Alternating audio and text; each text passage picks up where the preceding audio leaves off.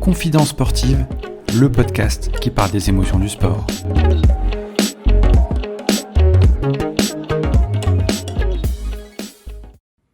Ça pédale fort et vite. Natif de Metz, avec plus de 10 ans de pratique du cyclisme haut niveau, ce sportif émérite se consacre à la transmission de sa passion dans les activités physiques et sportives. Il a également été organisateur de courses de cyclisme en France, mais aussi à l'étranger. Aujourd'hui, il a formé pas moins de 1500 sportifs en cyclisme, running loisirs ou encore randonnée. Ce Français, adopté par la Belgique, possède quelques records que l'on abordera ensemble lors de cet épisode. J'ai le plaisir de recevoir Michel Musso. Comment ça va, Michel ? Bonjour Thomas, ça va très très bien. Alors, tu es un habitué des podcasts. Je crois que ce n'est pas le premier que tu fais et que tu enregistres aujourd'hui. J'en ai déjà fait quelques-uns et puis des chaînes YouTube. Voilà, j'ai déjà été invité plusieurs fois. C'est bien. Donc, merci d'avoir accepté l'invitation du podcast Confidence sportive. Tu connais le podcast, tu as déjà écouté des épisodes et le rituel, c'est toujours la première question. C'est tes premiers souvenirs, Michel, liés au sport. C'était quoi ? Alors, il y a un côté souvenir. Mes premiers souvenirs en étant gamin, si on revient au vélo en fait, on partait les samedis après-midi avec des copains du centre-ville de Metz et on allait monter le Saint-Quentin avec des bicrosses. Ok.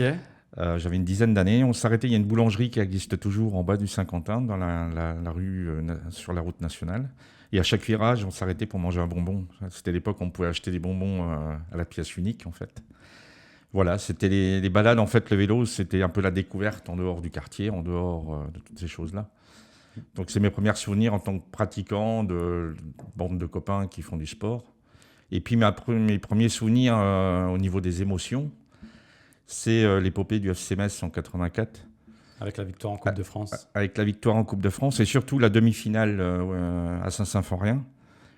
Je n'avais pas pu aller voir la finale à Paris, mais la demi-finale, en fait, on allait à plusieurs jeunes du quartier et on nous laissait rentrer gratuitement en hurlant un peu FC Metz en rentrant. À l'époque, c'était le vieux stade, pas le stade d'aujourd'hui.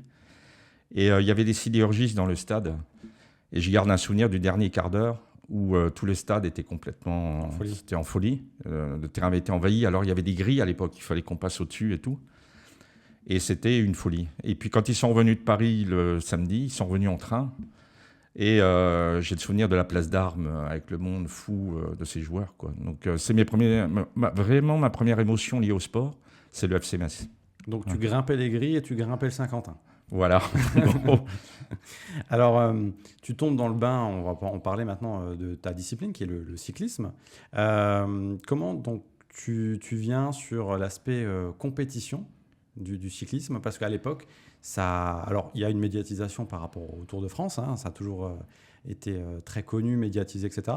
Mais comment chez nous, le cyclisme en Moselle, à Metz, s'est développé et comment tu as été pris dans le bain ?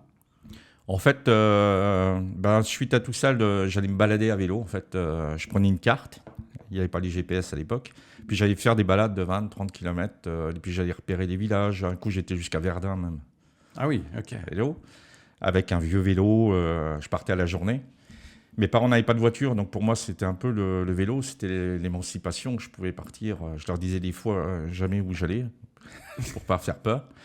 Et puis, j'ai rencontré par hasard le président de la SPTT Metz de l'époque cyclisme, Norbert Dannenhofer, qui m'a expliqué que c'était possible de faire des courses, toutes ces choses-là. Et j'ai été à 15 ans à la SPTT Metz. Et la SPTT Metz, à l'époque, était un gros club en cyclisme. Il y a eu Catherine Marcel, qui était championne du monde. Il y avait une vraie dynamique. Et voilà comment j'ai débarqué dans la compétition. Donc ça, c'est le cyclisme. Voilà. Et tu as fait de l'ultracyclisme. Alors, l'ultracyclisme, c'est quoi pour les gens qui ne connaissent pas cette discipline ? Alors, l'ultracyclisme, c'est une discipline où on fait plus de 24 heures à vélo. Énorme. Voilà. Donc, en fait, petit à petit, comme je faisais déjà de la rando à longue distance, entre guillemets, depuis plus jeune, ça m'a toujours passionné, ces épopées de longue distance. Et à l'époque, il y avait des 24 heures cyclistes. Et je me suis orienté petit à petit vers ces disciplines-là, tout en continuant à la compétition traditionnelle sur les autres dimanches. C'était un peu ma particularité, quoi. Je faisais les courses, j'allais dire traditionnelles, des courses par étapes, des courses normales, plus des courses ultra. Alors qu'aujourd'hui, les gens qui font de l'ultra restent dans l'ultra Très peu vont dans le cyclisme en même temps, le cyclisme traditionnel. Ils choisissent une des deux disciplines pour se spécialiser. Oui, c'est des périodes. C'était très compliqué déjà à gérer l'entraînement. Du coup, c'est deux disciplines qui sont différentes. Tu ne travailles pas de la même manière, du coup, puisque l'ultracyclisme, on est vraiment sur de l'endurance, alors que le cyclisme aussi, mais sur des plus courtes distances. Voilà, et puis les intensités d'entraînement. Une course traditionnelle en vélo, il y a des accélérations, il faut répondre à l'accélération, alors qu'en ultra, on ne réalise pas les mêmes choses. Le but, c'est de tenir, c'est comme un ultra-trail, un maximum de temps à une allure régulière. T'as jamais de sprint dans l'ultracyclisme? Ça peut arriver parce que on peut s'attaquer aussi. Si on se retrouve à 2-3 par moment, à un moment, il y a des attaques. Donc là aussi, il faut être capable, du coup, de subir les accélérations ou d'en faire. Et du coup, moi, comme je venais de la compétition normale, quand ça accélérait, j'étais plutôt à l'aise. Évidemment, ouais. Ça t'a plus servi que desservi par rapport à ça. Oui, voilà. Et puis, c'était très compliqué, du coup, à gérer, parce que le dimanche d'après, je me retrouvais sur une course normale. Donc, Se réhabituer? Se réhabituer, le monde n'est pas le même. Et puis, j'ai eu des directeurs sportifs qui ne comprenaient pas trop mes trucs longs. Donc, il fallait gérer un peu tout ça. Et comment ça se passe au niveau de la discipline, au niveau des participants? Le cyclisme était plus connu, donc je suppose que tu avais pas mal de coureurs sur les courses. L'ultracyclisme, on était sur quelque chose plutôt de niche. À l'époque, fin des années 90, les gens qui faisaient de l'ultracyclisme, c'était des gens qui venaient du triathlon traditionnel, des Ironman. D'accord. Il y avait tout un phénomène autour du triathlon. Il y avait même des triples Ironman, des choses un peu folles. Et puis des gens qui étaient en fin de carrière en cyclisme. On était des gens qui venaient de la compétition en ultracyclisme. Aujourd'hui, il y a des gens qui vont vers l'ultracyclisme, qui découvrent le vélo à 30 ans et qui vont vers cette discipline. On voit que la discipline est en train d'évoluer comme l'ultra-trail, avec le Tour des Géants, l'ultra du Mont Blanc, toutes ces choses-là. L'UTMB, tout ce qui attire de plus en plus Oui, les participants, tout simplement. Actuellement, il y a un vrai phénomène, j'allais dire, de mode. Ces disciplines sont en pleine expansion. Là, on est à peu près t'as quel âge à peu près à ce moment-là? 20 ans, quand je fais mon premier 24 heures, j'ai 20 ans. Et là, tu bats déjà des premiers records. Le hasard, en fait. La chance du débutant. En fait, je vais aux 24 heures de Tucnieux. Tucnieux, c'est au-dessus de Briey, si on regarde géographiquement. J'avais un copain qui devait aller le faire, qui avait déjà gagné 3-4 ans avant, qui m'avait dit je me prépare. Donc, je faisais l'entraînement avec lui. Et puis, pas de chance, il n'a pas pu se présenter au départ. Et puis, moi, j'avais fait la préparation. Je me dis bon, je vais y aller. Donc, mes parents n'avaient pas de voiture. Donc, j'ai un copain qui est venu, qui avait le A derrière, jeune 18 ans. On a mis la toile de tente. C'était une époque, voilà. Et puis, il s'est avéré que je suis parti dès le départ et que j'ai gagné la course, quoi, en battant le record de l'épreuve. Et tu t'y attendais pas du tout? Pas du tout. Je dis souvent, c'était la chance du débutant. J'ai fait 649 km.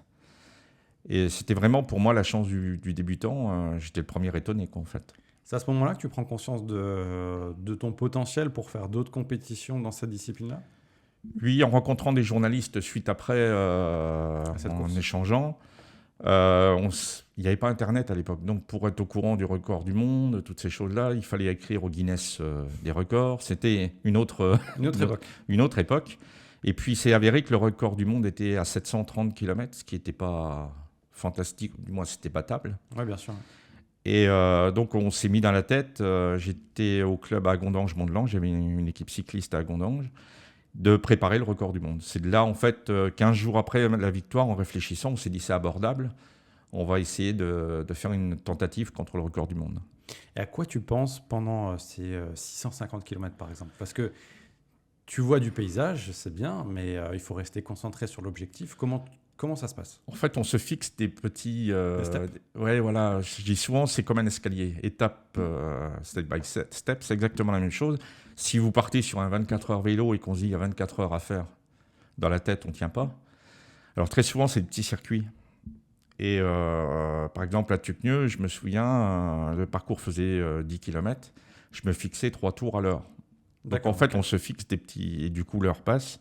On se fixe un tour en temps de temps. Et du coup, ça avance dans la... Donc des paliers à atteindre étape par étape. Comme dans la vie, en fait, il faut se fixer des... C'est pareil que l'entraînement. En fait, on se fixe des petits objectifs. Et puis après, on va arriver à 24 heures sur la fin, quoi. Et la fin, c'est dur? C'est le plus dur? Non, la dernière heure, c'était toujours un bon moment. Parce qu'en général, j'étais devant sur la fin. Et c'était plus ou moins gagné. Donc la dernière heure, pour moi, ça a toujours été un peu cool. J'aimais bien la nuit aussi. Il y a des gens qui ne supportent pas la nuit, il y a de l'appréhension qui peut venir. En fait, c'est un effort constant, donc c'est un peu dur tout le temps, quoi. Est-ce que tu as eu des moments aussi dangereux parce que la nuit, parce que des passages, parce que de la route, parce que... Sous un orage, ça m'est arrivé de devoir m'arrêter, un orage où ça tombait vraiment fort, en pleine nuit, il y avait de l'eau partout, et là on est obligé de s'arrêter. Donc le record sur une épreuve n'est plus abordable. Du coup, si on s'arrête une demi-heure, c'est impossible de reprendre le temps perdu, entre guillemets. Ouais, bon après il faut préserver la santé, des fois il n'y a pas le choix. Voilà. Et puis ça m'est arrivé dans une descente de col d'être dans le brouillard complet. Les routes ne sont pas coupées, comme sur le Tour de France. Et une ou deux fois, je me suis fait peur avec des voitures qui montaient en face. On prend quand même des risques pour ne pas perdre de temps dans le brouillard. Et des fois, on est un peu au milieu de la route, quoi. Quand tu es sur la route, descente, montée et aussi ligne droite, tu es à combien en kilomètres/heure? Pour que les gens puissent aussi s'imaginer. Alors, je vais donner une moyenne parce qu'en Bien sûr, fait, voilà, par exemple, Tucnieux, j'ai gagné avec un 28 de moyenne Ok. sur 24 heures. Le record du monde était un peu dans ces temps-là. En fait, le record d'Europe, en fait, parce que j'ai tenté le record du monde et j'ai eu des tendinites, du coup, record d'Europe. C'était la première performance européenne. Ça se développait donc du coup en Europe. On était à 28,5 de moyenne. Voilà, en gros, on est entre 27 et 30 de moyenne, quoi, en gros. Et quels sont les retours de ta famille, des gens qui te côtoient? Parce que, comme tu l'as dit, toi, tu as bercé, c'était tes premiers souvenirs, c'était le football, le cyclisme. On a moins de connaissances déjà de ce milieu-là. Alors, mon père il adorait le vélo, mais n'était pas pratiquant du tout. Je ne suis pas issu d'une famille sportive du tout. Et comme j'expliquais, mes parents n'avaient pas de voiture. Donc, mes premières courses, j'y étais à vélo. Je prenais mon sac à dos, j'avais 15-16 ans, et j'étais courir à Creutzwald. Je faisais déjà Metz-Creutzwald à vélo, je faisais la course et je rentrais à vélo derrière. Donc je gagnais, entre guillemets, j'étais déjà un peu tanné en arrivant. Et mes parents se sont rendus compte que c'était surtout l'ultra. Quand j'ai tenté le record du monde des 24 heures, c'était à Metz, à la caserne du 2e génie, qui est maintenant le 3e hussard de Metz. Et ils se sont rendus compte de la souffrance que ça pouvait être. Et puis là, j'ai eu des tendinites. Donc ils se sont vraiment rendus compte de ce que c'était en me voyant là. Quand j'avais gagné à Tucnieux, ils n'étaient pas là pour me voir. Donc, et puis après, c'était une époque où il n'y avait pas comme aujourd'hui des vidéos, des choses. Donc après, ils me voyaient, mais autrement, ils ne voyaient pas l'image. C'est quoi les qualités les plus importantes que doit avoir un ultra-cycliste? Je dirais le mental en premier. De toute façon, on va avoir mal. Au bout d'un moment, quand on fait 20 heures de vélo, on a mal en haut des épaules, mal aux fesses. Donc la souffrance fait partie, donc il faut anticiper, il faut s'entraîner à subir ça. Et puis l'accepter. Donc pour moi, c'est 70% le mental et après 30% l'entraînement. L'entraînement, on sait comment faire aujourd'hui. Il y a des livres, il y a des sites internet, il y a des coachs. Tout le monde a à peu près le même type d'entraînement, mais le mental, c'est autre chose. C'est quelque chose que tu travaillais déjà à l'époque? Oui, alors je faisais naturellement, je m'en suis rendu compte quand j'ai passé mes formations d'entraîneur derrière. Je faisais de la prépa mentale tout seul. Je faisais de l'imagerie mentale, c'était pas du tout. Je m'en suis rendu compte quand on m'a appris en formation ce que c'était. Je me suis dit naturellement, tu l'as fait. Un peu l'introspection par rapport à tes diplômes et à la formation. Voilà, en fait, j'ai pris du recul sur ma pratique en passant mes diplômes. Et je me suis dit, mais tu le faisais naturellement, j'avais ressenti des choses en fait. Et est-ce qu'il y a un âge pour commencer l'ultracyclisme? Toi, tu avais commencé très tôt. Est-ce qu'il y a un âge particulier aujourd'hui? Alors traditionnellement, on dit souvent que c'est des disciplines une fois 30 ans quand on est un peu en fin de carrière. Alors qu'aujourd'hui, on a des jeunes qui arrivent sur des épreuves d'ultra à 22, 23 ans qui performent. Voilà, à mon époque, j'étais un peu le seul. Les gens avec qui je pratiquais, mes copains avec qui je pratiquais, ils avaient 30, 40 ans. On avait une dizaine d'années de différence. Ok, ouais, c'est intéressant de voir l'évolution que ça a pu avoir. Donc là, tu es dans de sport de haut niveau, mais qui est quand même moins médiatisé que d'autres disciplines. Tu as souffert un peu du manque de reconnaissance de ce milieu-là? Pas du tout. En fait, alors, il n'y a pas d'argent dans l'ultra. Donc déjà, le statut de professionnel n'existe pas. Donc moi, je courais sur des clubs traditionnels. J'ai couru à Metz, puis je suis parti sur Dijon. Donc, par contre, au niveau des retombées médiatiques, les journalistes se sont toujours intéressés à ces disciplines. Ça sort de l'ordinaire. Oui, bien sûr, donc ça intéresse. Donc, j'ai toujours eu de bons rapports avec les journalistes de la presse locale. Il y a, voilà. Après, au niveau des partenariats, c'était compliqué parce que ça n'intéressait pas la télé, par exemple. Ce qui est en train de changer petit à petit avec des chaînes thématiques. Mais à l'époque, les gros sponsors, c'était quasiment impossible. Donc, c'était un peu la galère. Et c'était difficile de monter une structure pour de l'ultra. Par exemple, avec quelqu'un qui va chercher des partenaires, quelqu'un qui va gérer la presse. Donc, je faisais un peu tout seul, quoi. Donc, ça m'a appris des choses pour après. On en revient toujours. La vie, je pense, on apprend. Du coup, j'ai démarché des sponsors tout seul. C'est moi qui allais. J'ai écrit au ministre des Sports, par exemple, j'avais 20 ans, j'avais pas d'ordinateur, j'ai écrit à la main et j'ai été reçu au cabinet. En fait, j'ai eu un défi jeune, c'était une bourse de jeunesse et sport de l'époque, mais je faisais tout seul, quoi, en fait. Et ça, est-ce que donc, tu l'as dit, ça t'a servi aujourd'hui dans ta carrière, mais aussi dans ta vie personnelle et professionnelle. Est-ce que tu penses que ça a pu aussi te desservir dans le sens où si tu t'étais pas concentré sur les autres tâches en dehors de la discipline, tu aurais pu encore plus performer sur des records et ne pas peut-être avoir de regrets? Si j'ai un regret, c'est au niveau sportif de ma carrière, entre guillemets, c'est ce côté-là, en fait. J'ai perdu énormément d'énergie j'ai tenté un record du monde des 48 heures sur Home Trainer. C'est moi qui collais les affiches du record, quoi. Aujourd'hui, c'est quelque chose qui passe. C'est de l'énergie perdue. Le soir, j'allais mettre les affiches à gauche, à droite. C'est inconcevable. J'aurais un athlète que j'entraîne. Je lui dirais, tu trouves quelqu'un pour faire ça, mais il fallait bien le faire. Donc, c'était moins organisé, c'était de l'amateurisme, mais ça m'a appris, du coup, comment monter un projet, qu'est-ce qu'il faut faire et tout. C'est pas du temps de perdu quand même, quoi, entre guillemets. Oui, c'est formateur pour la suite. Mais Oui. c'est vrai que ça peut jouer sur le côté sportif. Sur le côté fatigue. Et ce qui peut être le cas encore pour des sportifs aujourd'hui dans des disciplines mineures, ou moins de médiatisation, moins de moyens, donc forcément il faut se débrouiller. Très souvent dans les petites disciplines, j'allais dire même olympiques, des disciplines olympiques, où il n'y a pas les médias, pas de sponsors. Quand on discute avec des athlètes, ils ne sont pas professionnels, il faut aller chercher des sponsors. Donc c'est des gens multicartes, entre guillemets. Et puis il faut vivre tout simplement aussi. Oui, Il faut voilà. manger à la fin du mois, finir payer les factures, etc. Au niveau de la discipline, donc ça c'était sur la partie sportive, comment tu fais pour switcher et comment tu t'es intéressé à l'organisation d'événements? Parce que c'est une autre partie, un autre pan de ta carrière que tu as alloué en fait à cette discipline. Oui, quand j'ai arrêté l'ultra, en fait, il y a eu toute une période où j'ai travaillé pour la Fédération française de vélo. Donc il y avait des projets où j'organisais des choses. Par exemple, on a organisé un Nancy-Metz en VTT. Donc j'ai déjà le montage de projets, toutes ces choses-là, ça faisait partie de ma vie, entre guillemets. Tu avais été repéré ou ils sont venus te chercher? En fait, c'était l'époque des emplois jeunes pour resituer un peu la période. D'accord. Donc j'ai arrêté le vélo et j'ai tout de suite intégré la fédération en tant que conseiller technique fédéral, en fait. Voilà, parce que j'ai passé donc le brevet d'État dès que j'ai arrêté le vélo, pendant mon cursus de cyclisme.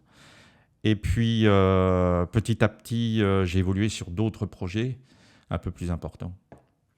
Et en termes d'organisation, donc les événements que tu as gérés, c'était quel type d'événements? Si tu as le tout premier, c'est du stress qui est différent de quand tu es coureur? Alors, j'ai organisé pour la fédération, c'était en 2009, un gros projet en roue libre vers l'Europe. Donc, c'était un projet avec des jeunes Européens à vélo. On est parti de Dijon jusqu'à Schengen et Luxembourg. Et l'idée, c'était de travailler sur les valeurs de l'Europe, sur l'Europe du Moyen-Âge et l'Europe actuelle. Une belle distance. Voilà, donc c'était en plusieurs jours.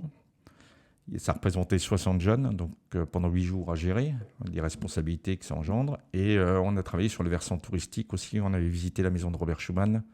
On avait été reçus à la mairie de Metz. Donc c'était déjà un gros montage. On avait été reçus par l'Eurométropole, qui ne s'appelait pas l'Eurométropole à l'époque. À Schengen, on a été reçus par le bourgmestre. On est arrivé à Luxembourg, on avait été reçus par 2 députés européens. Donc j'avais dû prendre avant l'organisation tous les contacts avec toutes ces personnes, Et puis le côté sécuritaire qui était important. On a traversé Luxembourg avec la police grand-ducale, avec les gyrophares, tous ensemble. Les jeunes avaient des maillots européens sur le dos. C'est sans doute la première grosse organisation que j'ai réalisée. Sur le versant, c'était pas compétitif, c'était plutôt une randonnée sur le thème de l'Europe. Évidemment, tu t'arrêtes pas là. Ça, c'était une des courses donc, que tu as dit au niveau européen, puisque tu es parti de Dijon pour aller jusqu'à Schengen. Mais tu as également travaillé sur un nouveau défi qui était la Race Across Belgium, qui est un événement que tu as organisé en Belgique cette fois-ci. Voilà, donc la Race Across Belgium, c'était pendant le Covid, en 2021. J'ai organisé la première Race Across Belgium, donc course à travers la Belgique, de 1000 km. Voilà. Et donc avec les problématiques, on sortait juste du Covid, j'ai dû reporter l'événement une fois parce que la première fois on ne pouvait pas du tout organiser. Les inscriptions sont en amont, donc du coup c'est vraiment problématique à organiser.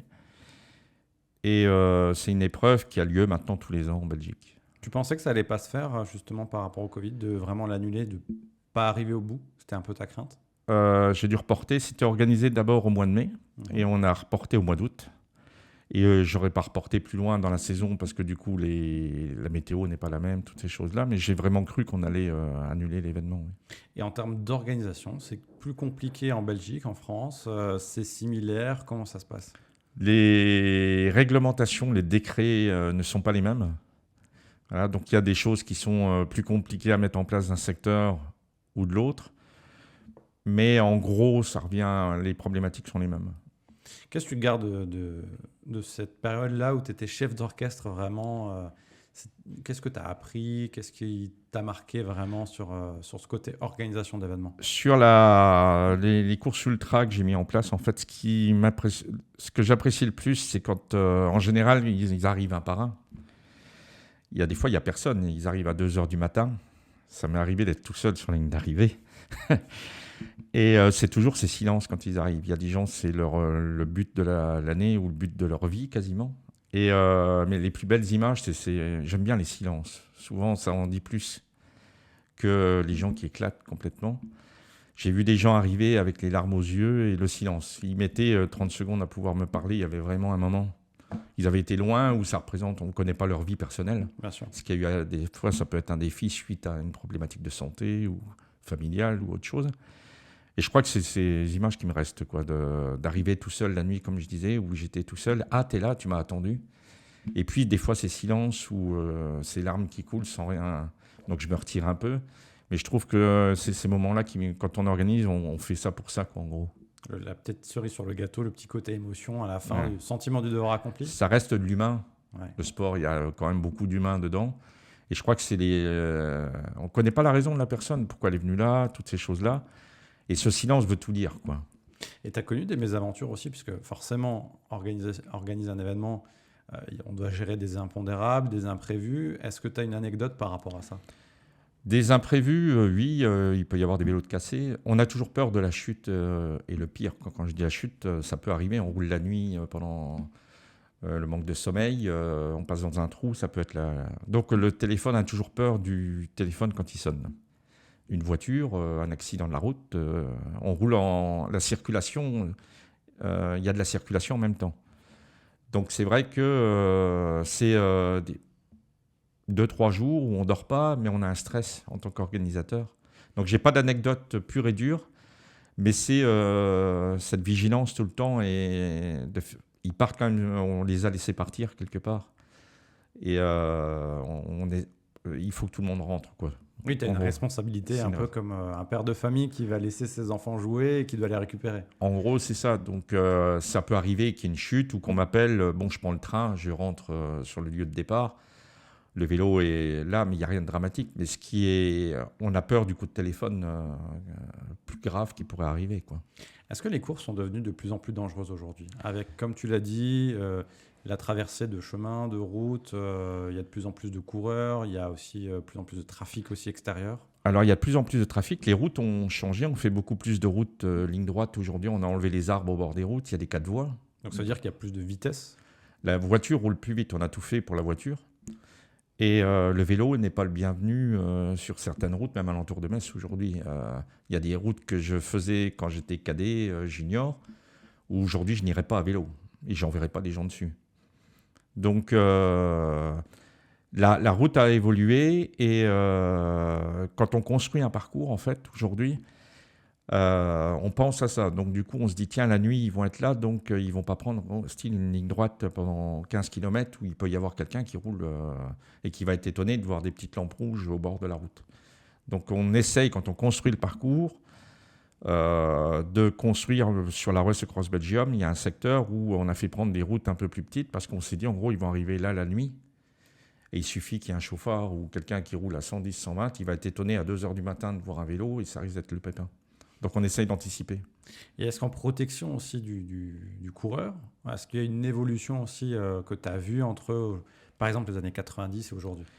La protection sur le vélo, en fait, a évolué. Quand je dis protection, la sécurité qu'on peut mettre, les lampes ont totalement évolué. L'époque où moi j'ai pratiqué, c'était des petites lampes carrées, des choses pas top. Aujourd'hui, on a des lampes qui se rechargent. On a des vestes bien jaunes avec des liserés qui se voient au niveau sécurité. Les casques ont évolué. On peut rajouter des choses sur le vélo, sur les rayons. Il y a des choses qui se mettent pour que quand on arrive sur le côté du cycliste, on voit le cycliste. D'ailleurs, c'est obligatoire sur les courses d'ultra aujourd'hui. Toutes ces petites choses, il y a un contrôle au départ. On ne laisse pas partir les gens sans matériel de sécurité. Alors justement, tu parles des sentiers, des chemins, des routes que tu conseilles à des cyclistes, à des coureurs. Aujourd'hui, justement, tu interviens, c'est ton activité auprès des entreprises, des collectivités, des associations, avec ta structure plein air coaching. Qu'est-ce que tu veux mettre en avant à travers ce que tu as créé? C'est quoi l'objectif? Alors j'ai l'idée de travailler, je travaille avec plusieurs publics, entre guillemets. Je travaille sur des formations, par exemple avec la Fédération Wallonie-Bruxelles de cyclisme. Donc là, c'est formateur auprès de gens qui vont encadrer dans les clubs. Et puis, j'interviens beaucoup dans les écoles, dans les entreprises pour apprendre aux gens à faire du vélo, entre guillemets. Parce que la problématique du vélo, c'est que tout le monde sait faire du vélo, mais est-ce qu'on sait rouler en utilisant les gestes qu'il faut, les réflexes qu'il faut? C'est tout bête, mais rouler droit en levant le bras à gauche pour tourner à gauche, la plupart des gens, déjà, ils roulent plus droit dès qu'ils lâchent le guidon d'une main. Avoir un freinage d'urgence devant une situation complexe. Donc, je travaille énormément aujourd'hui là-dessus, chose qu'on ne faisait pas du tout il y a une vingtaine d'années dans le monde du vélo. On était entraîneur de cyclisme avec les pros ou autre chose. Aujourd'hui, énormément de ce métier a totalement évolué. Il y a une grosse partie de déplacement urbain. Voilà, il y a des programmes qui existent au niveau du ministère, le savoir rouler à vélo par exemple. C'est un programme qui est financé par l'État dans les écoles. Et beaucoup d'éducateurs sportifs spécialisés dans le cyclisme interviennent dans les écoles. Donc c'est vraiment un champ aujourd'hui de la profession qui est important en France. Donc il y a une vraie sensibilisation, prise de conscience aussi des collectivités par rapport à ça. Est-ce que pour autant tu sens une évolution de la pratique? C'est-à-dire que est-ce qu'avant on avait peut-être peur du vélo ou moins peur du vélo parce qu'on était plus inconscient peut-être des risques qu'on pouvait avoir et aujourd'hui on a peut-être tendance à se dire bah, il y a beaucoup de trafic, je ne vais pas prendre le vélo. Voilà. Alors il y a deux choses. Quand l'époque où je faisais de la compétition, le vélo c'était la compète, le loisir, en fait, le cyclotourisme ou la compétition. On était dans l'ère, dans les années 80 jusqu'à 2010, du tout voiture. Donc les gens n'allaient plus au travail quasiment à vélo. Nos parents ont été à vélo au travail parce qu'il n'y avait pas autant de voitures. Bon, tout le monde n'avait pas le budget pour acheter une voiture, mais les années 80 à 2010, c'était le tout voiture et tout le monde voulait une voiture. Donc du coup, la pratique du vélo était que compétitrice ou de loisir, c'était le sport, entre guillemets. Et aujourd'hui, avec les problématiques de la planète, les problématiques économiques, sur les villes, sur les agglomérations, on revient, le vélo a totalement évolué, on a une pratique beaucoup plus sur le vélo taf, j'allais dire le déplacement urbain. Dans toutes les villes, on voit bien que la place de la voiture commence à se réduire et qu'on voit de plus en plus de gens sur les vélos. Et puis aussi par rapport à la santé physique, de faire une activité en allant au travail pour gagner du temps aussi sur le bien-être. Voilà, en fait, je connais des personnes qui habitent Metz, qui montent en train jusqu'à Luxembourg, qui vont travailler sur le Grand-Duché ailleurs. Ils font 25 km à vélo après. Ils prennent d'abord le train, 25 km. Le soir, rebelote 25 km jusqu'à la gare de Luxembourg et ils reviennent à Metz. Et en fait, en discutant avec ces personnes, ils n'ont plus besoin de faire du sport à côté. En fait, ils ont optimisé leur temps de sport. Quand ils rentrent à leur maison, ils ont fait leur quota d'activité physique. Ils peuvent s'occuper de leur famille. Et puis, ça leur offre un moment en fait, de coupure entre le travail et la maison. C'est-à-dire ils ont leur problème de travail, ils font les 25 km à vélo, mais quand ils arrivent à la maison, c'est derrière. Ils ont évacué au niveau Voilà. physique Et pareil mental. Le matin. Du coup, j'arrive au travail et j'ai mon cerveau qui est déjà connecté au travail. En fait, j'ai pris l'air juste avant.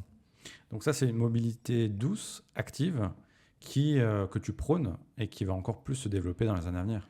Exactement. Je pense qu'on n'a pas le choix, qu'on le veuille ou pas. On a une grosse problématique qui nous attend. Économique, les villes ont changé. Ce qu'on a connu, on ne pourra plus le faire au niveau de la voiture. Donc c'est soit on s'adapte et on essaie de réfléchir comment le vivre le mieux possible. Je ne pense pas à la décadence, on le vit différemment. Et aller au travail à vélo peut permettre de faire son activité sportive. Et du coup, on rentre à la maison, on est déstressé, on a déjà coupé. Et pour la santé mentale, c'est très très bien. Et aussi pour lutter contre la sédentarité, on l'a dit par rapport déjà à la société de manière générale, mais aussi la nouvelle génération qui est vraiment accro aux écrans. Il y a un vrai souci par rapport à ça. Est-ce que tu vois, toi, sur l'après-Covid, des jeunes qui sont plus en difficulté que par rapport à ce que tu as connu avant, sur des formations, tout simplement sur le cyclisme? Alors, personnellement, je n'ai pas de retour, mais en suivant des écrits de médecins, de chercheurs, on se rend compte que beaucoup de jeunes, aujourd'hui par exemple sur les problématiques d'infarctus ou de diabète, on a des jeunes de 30 ans qui ont déjà ces problématiques-là, dues à la sédentarité, chose que nos parents avaient à l'entour de 50 ans. Donc on est en train de rabaisser l'âge de ces problématiques de santé, donc on va en faire des mauvais vieux.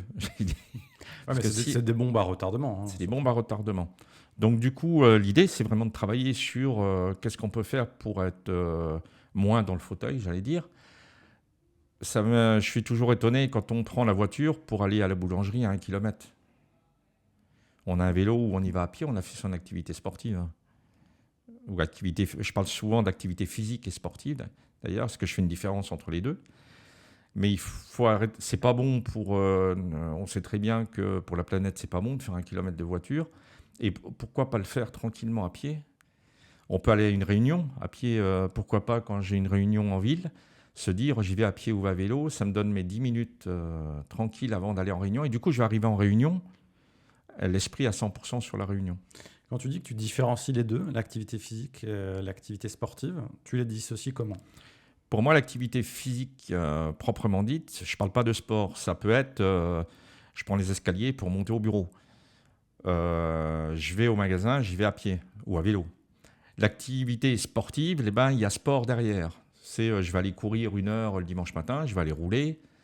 Et on pourrait même penser qu'il y a classement, compétition derrière. Donc souvent les gens me disent « Ouais, mais moi, j'aime pas le sport et tout ». On ne parle pas de sport, quoi. C'est déjà simplement d'aller à un point A, à un point B à pied ou à vélo. Et tu vas voir, tu vas bouger et tu vas te sentir beaucoup mieux. Et souvent les gens en retour « Ah ouais, tout compte fait, c'est chouette d'aller au boulot avec mon vélo électrique ». C'est géant parce que je vois des choses à Metz, on est au bord de la Moselle, si on prend la Téméraire, je connais des gens qui partent de Ars-sur-Moselle jusqu'à Metz, ils voient des oiseaux le matin quand ils partent à 6h30, 7h, le jour se lève, c'est quand même super, et ils sont beaucoup mieux en arrivant au boulot, quoi. Se mettre en activité avec l'actualité, c'est les Jeux Olympiques Paralympiques de 2024. Tu penses que ça va être un tremplin aussi pour lutter contre cette sédentarité et aussi faire la promotion du vélo ? J'espère que ça va être un tremplin, je ne parle même pas de vélo, en général. Mais en France, on est en retard sur des pays comme l'Australie, où les gens pratiquent différemment, toutes ces choses-là. En France, on est quand même on est un pays sédentaire, qu'on le veuille ou non. Après, ça dépend des régions. Il y a des régions où la météo, la problématique le permet plus facilement. Mais j'espère que derrière, ça va entraîner une génération qui va prendre conscience qu'on peut faire de l'activité. J'ose espérer qu'avec toutes les animations qui sont mises en place actuellement pour la préparation des JO, même en Moselle, on voit qu'il y a des conférences, qu'il y a d'ailleurs même l'ambassade de France à Luxembourg organise prochainement une conférence sur le sport santé. De surfer sur la vague, en fait. Voilà, donc j'espère que toutes ces activités qui sont mises en place ne vont pas tomber tout de suite après les JO et qu'on va avoir des générations de gens qui se bougent un peu plus en activité physique, une génération sportive. Quand on voit déjà beaucoup d'endroits, par exemple au plan d'eau à Metz, où il y a on peut faire du fitness à des endroits, je trouve ça géant parce qu'on n'est plus obligé d'aller dans une salle de sport.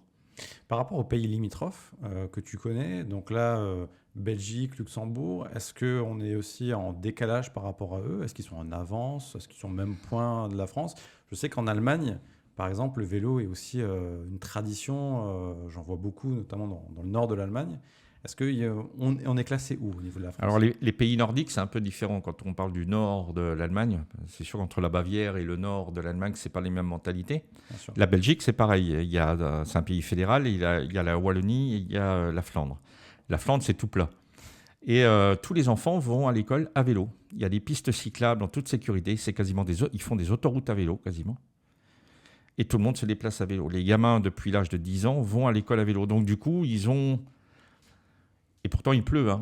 Il ne fait pas super beau dans le nord de la Belgique non plus tout le temps. Mais ils ont cette approche vélo, de bouger différemment. Le Luxembourg, c'est très différent quand on parle du Grand-Duché, parce qu'il y a énormément d'expatriés.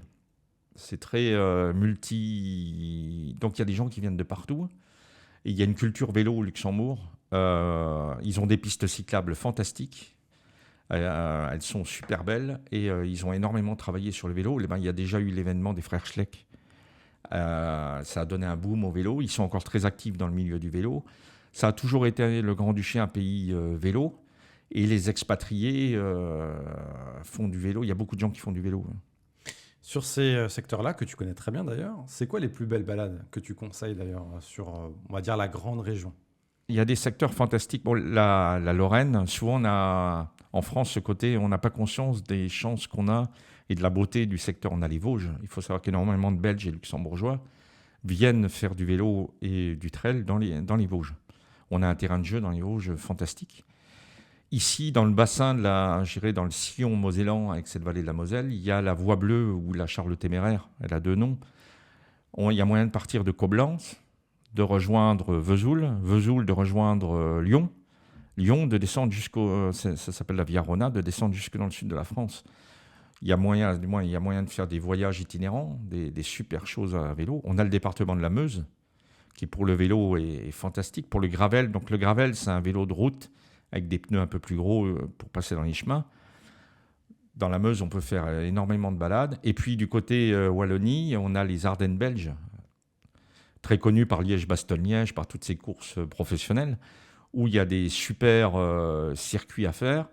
Et puis en même temps, on peut boire une bière trappiste à Orval Ils ont beaucoup travaillé sur le côté touristique et puis découverte du patrimoine local en même temps. C'est vrai que c'est quelque chose qui se développe de plus en plus, ce côté culturel, découverte par l'activité, ce qui est plutôt plaisant. Ouais. Pour moi, l'activité physique, ce n'est que le support pour aller vers quelque chose. Donc, si on fait de la compétition, c'est la découverte d'autres personnes. On fait des rencontres. Mais la découverte touristique, que ce soit à vélo, à pied, toutes ces choses-là, l'activité n'est qu'un support pour aller découvrir quelque chose. Il y a toujours, dans un village, quelque chose à voir. Il y a toujours... Des fois, je dis souvent, l'aventure, elle est au coin du village. On peut faire une super rencontre à 10 km en rencontrant quelqu'un. Ça m'arrivait en faisant du vélo de tomber sur des Allemands qui venaient de là, quelqu'un qui partait à Gibraltar. On discute 10 minutes. Il était parti depuis 15 jours tout seul. C'est hyper intéressant. Donc c'est des choses qui sont possibles et accessibles pour une personne lambda qui va commencer le vélo, comme quelqu'un de plus confirmé qui va vouloir faire des plus longs voyages. Ce qu'il y a de super dans le vélo, c'est qu'on peut faire 30 km dans la journée avec un vélo électrique et puis s'arrêter en chambre d'hôte et manger des super plats le soir, toutes ces choses-là, dormir dans un 3 étoiles. Voilà. Mais on peut aussi l'adapter et faire 100 km et dormir en camping. Ou bivouaquer. Je connais des gens, ils bivouaquent, ils ne vont même pas au camping, un peu à l'arrache, à l'aventure. Donc en fait, le vélo, c'est le support, mais l'aventure peut être différente sur le même parcours, entre guillemets. Et c'est ce que tu développes, donc du coup, par rapport à tes activités sur la pratique du vélo, la découverte et derrière la mise en place d'ateliers. Je pense qu'on est au tout début, oui, du tourisme à vélo. Moi, j'appelle ça le slow tourisme, qui est vraiment en développement, avec les problématiques, on en revient de déplacement, de tourisme durable, de ne pas partir à l'autre côté de la planète pour faire 2 jours de vélo. Voilà. Et on a des coins qu'on ne connaît pas. Vous prenez le bord de la vallée de la Moselle, ici vous avez Schengen, quand on passe le long du Luxembourg, il y a des vignes de chaque côté, on se croirait au bord du Rhin. Et puis on est dans un autre pays, une autre culture.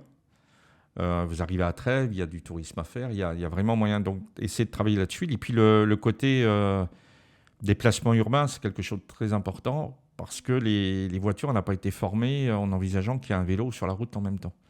Puis les entreprises ont changé leur mentalité aussi sur des initiations, sur le fait de, comme tu l'as dit, mettre en place cette mobilité douce pour que le salarié arrive à l'entreprise en pleine possession de ses moyens. Alors les États aujourd'hui ont mis des aides en place pour les entreprises. Il y a moyen d'avoir des subventions pour mettre en place au niveau de l'entreprise des activités qui vont permettre de descendre le bilan carbone en fait, des salariés quand ils viennent, des collaborateurs. Donc il y a des entreprises qui sont demandeurs d'ateliers pour mieux apprendre à faire du vélo. Et puis la seule problématique qu'il peut y avoir sur une entreprise, c'est souvent les parkings vélos où il faut mettre les vélos en sécurité. C'est vrai que si on veut développer ce type d'activité, il faut une douche, c'est tout bête. Et puis des points pour mettre son vélo en sécurité. Si on a un vélo électrique à 3 000 €, on ne le laisse pas sur le bord du trottoir. C'est des choses qui vont être de plus en plus, je pense, développées avec la qualité de vie au travail, la RSE qu'on met de plus en plus en avant. Donc, c'est plutôt une bonne chose. Hormis le sport, Michel, qu'est-ce qui te procure des émotions au quotidien ? La musique, la chanson, je dirais. Chanson à texte. T'écoutes la chanson en faisant du vélo ou pas d'ailleurs ? Non, en fait, sur le vélo, j'en mets pas parce qu'il existe des écouteurs, mais je préfère être en contact avec les gens sur le vélo. J'ai constaté que quand on a des écouteurs, en fait, on se renferme sur soi-même. Est-ce que c'est pas dangereux aussi finalement ? Ça peut être dangereux. Alors, il existe des écouteurs qu'on met à l'arrière de l'oreille et du coup, on entend ce qui se passe. En fait, par le timbre à l'arrière, ça, on peut s'adapter et c'est autorisé par le code de la route.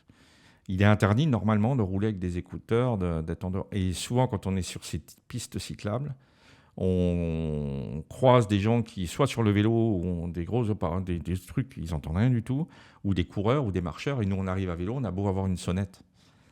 Voilà, et en fait, c'est problématique, ce mélange des...